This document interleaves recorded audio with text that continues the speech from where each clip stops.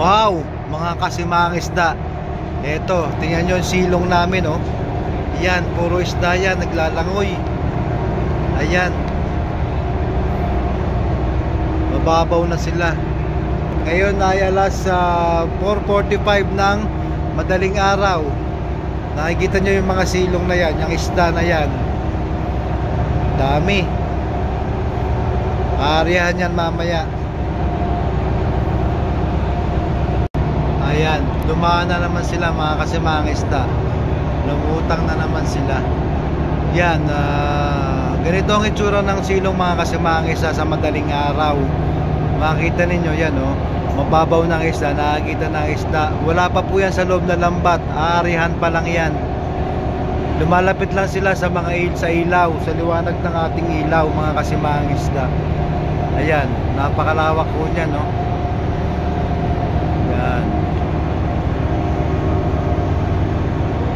Hanggang doon yan, sa dulo. Marami to mga kasimangisda. Sana ay pagkaloob ni Lord. Daming isda. Paikot-ikot lang po yan dito sa amin sa barko, sa palibot ng ilaw namin. Yan mga kasimangisda. Umalis sila, bumabalik din. Kasi dito sa ilalim ng aming barko, maraming dilis. Maraming dilis, kaya dito sila sumisilong. Yan mga kasimangisda. Tsaka na-attract sila sa ilaw namin, sa ganda ng ilaw namin. High-tech yung ilaw namin dito. Napakamahal po ng ilaw na ito mga kasimangisda. Antabayan natin na sakaling mahuli ito mamaya, malaman natin mga kasimangisda. Lumalapit talaga sila sa ilaw, oh. Ayan. Pagkakaalis nila, bumabalik din sila. Kasi dito sa ilalim ng barko, marami ditong pagkain, maraming maliliit na isda, may iba't ibang klaseng isda rin dito pupunta pagka maraming dilis. Kaya dito sila nag-stay. So malapit na mag-alas 5, malapit na itong birahin. Ayan, nandito lang sila sa palibot natin. Mas makapal yung sa ilalim ng barko. Ito, sa gilid pa lang ito. Nagilid pa lang ito ng barko natin mga kasimangisda. Yan, ang daming gulyasan yan, no? Hindi isdang ito. Pakalawak niya, no? Hindi pa ho inaarihan, aarihan pa lang yan mga kasimangisda. Ito, hindi na naman to.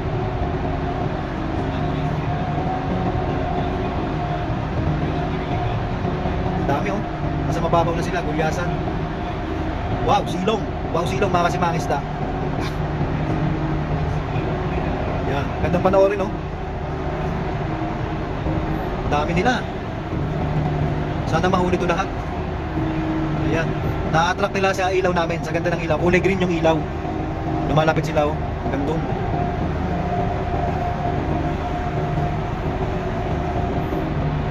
Ayan, nangingintab.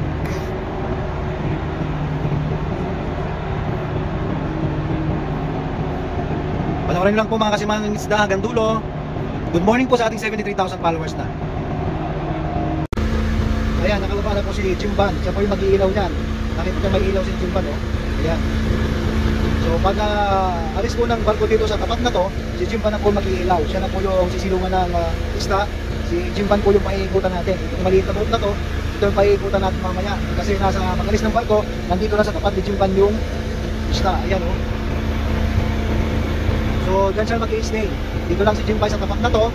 So para pag-ikot ng barko, ito yung tatargetin, itong area ni Jimban. Yan, mga kasimangisda. Ganyan.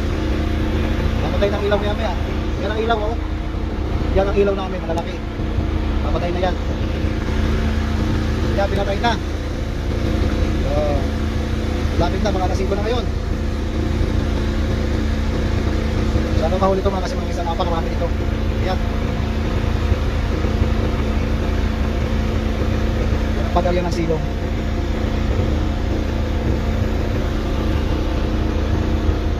Yan, nagkakapila si Diego. Yan ang silong, oh. Nasa likod, nasa baba ni Diego. Yan, poging-pogi ang aga-aga.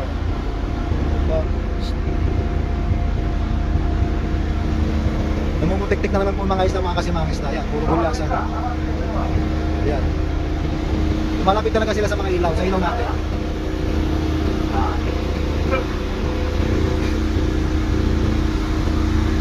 Ayan, tubukod na.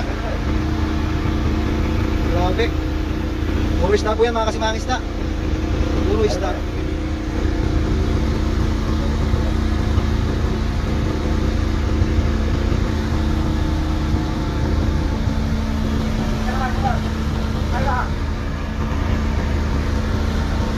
nakailaw na po si Jimban. Ganyan po yung style niya.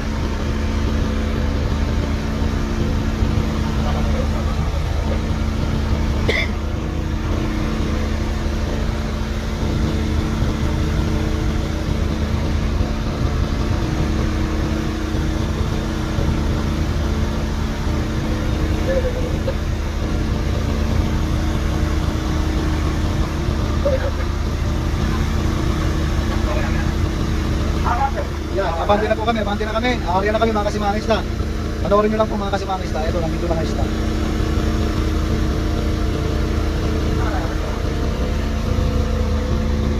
Abante na po kami. Yan, kita nyo, sa ilalim ni Jimban, may green na ilaw din. May green na ilaw din si Jimban. Yan. Diyan niya pa sisilungin ang isda. Yan. Maandar na yan. Yan. Abante na kami.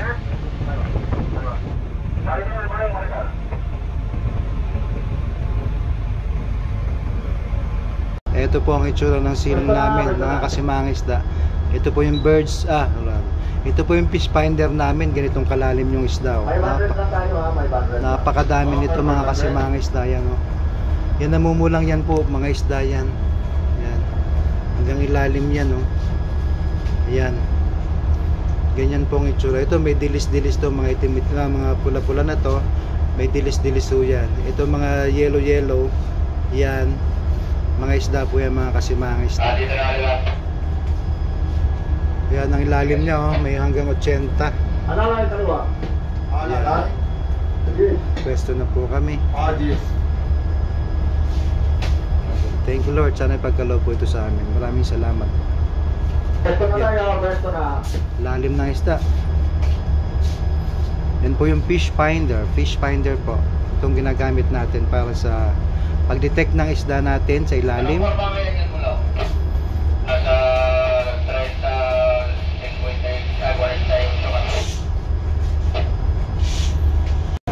Yan na po yung si Jimban kanina, yung binabang natin na skip boat po. Yan, medyo nilalapit-lapitan na po siya. Kulay green na ilaw. Yan. Yan po yung target natin. Nandyan lang yung silong mga kasimangisda. Yan dyan. Iniilawan niya yung isda para mag-maintain lang doon. Para hindi sila umalis doon sa area kasi marami pang isda lilis doon. So umiikot lang po tayo. Umiikot na po tayo mga kasimangisda. Madilim pa. Alas 5 pa lang ng madaling araw dito ng umaga. Ayan. Sinusong lang na po yan mga kasimangisda. Ayan. Sabayan lang po natin para malaman natin mamaya kung gaano karami at nahuli. Sana mapuno na kami mga kasimangisda. Konti na lang kulang namin para mapuno. Kita-kita tayo mga kasimangisda. Good morning po sa ating mga nasa 70, siguro mga 78 na ngayon. Hindi ko pa na-check. 78,000 followers na po. Good morning. Thank you po sa pag-follow. Ganun din po sa aking YouTube channel. Para lang po tayo, Simangista by Captilo. Ganun din po sa aking YouTube channel. Simangista _ Captilo, all capital letters. So dito po sa area namin, nakikita nyo may mga nakailaw pa rin. Oh. Yan, ibang vessel yan, ibang fishing boat. Dito naman sa kabila, yan, meron pa rin dito. So ito, lapon muna tayo. So, tama natin mamaya. Thank Lord for the blessings. Good morning everyone. Ito, akin na kami. Yan guys, umarya na nga po kami mga kasimangista. Umarya na kami kasi may umarya na, umiikot na yung boat natin. Yun, ito na yung skip natin. Yan, umarya na yan. So, ito, iliikot na natin yung skip natin. Ayan.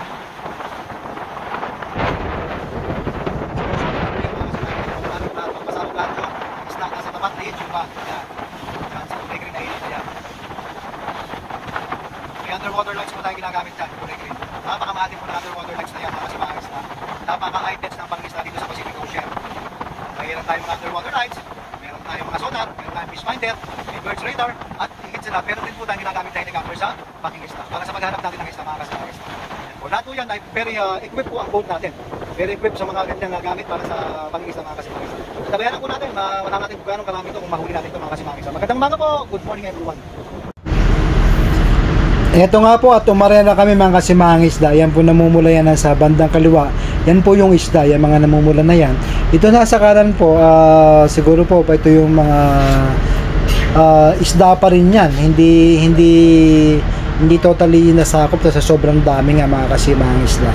Yan makikita ninyo, yan namumula na yan sa bandang kaliwa na yan. Yan po yung inaaryahan natin. Yan, tinuturo na yan. Tsaka ayan, yan po, yan yung mga isda nating inarya.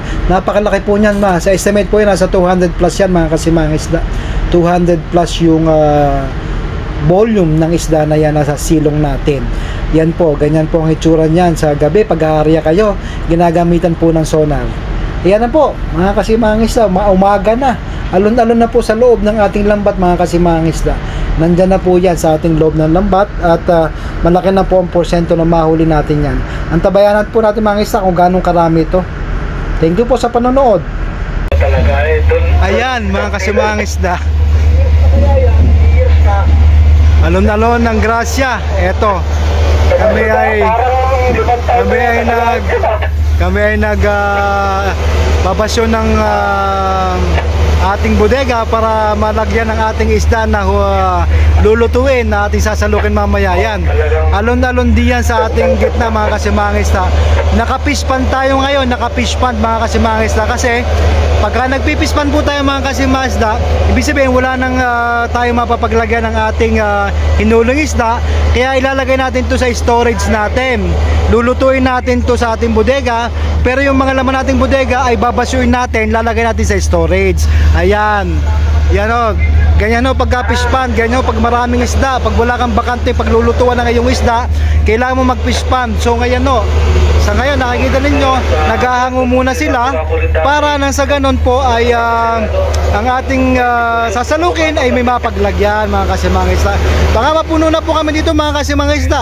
Baka ito nasa 200 tons na naman to, mga kasimangis. Ang capacity namin ay 200 tons na lang po.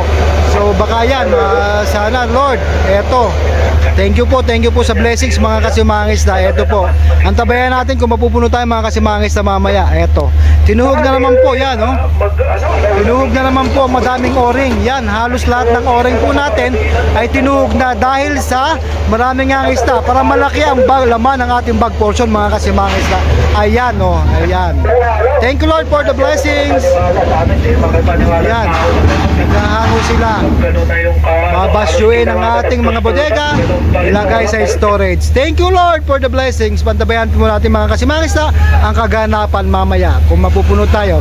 See you guys later. Diyan sa pupunta na po kami diyan sa port pag napuno kami, mga kasimangis. Salamat po, maraming salamat.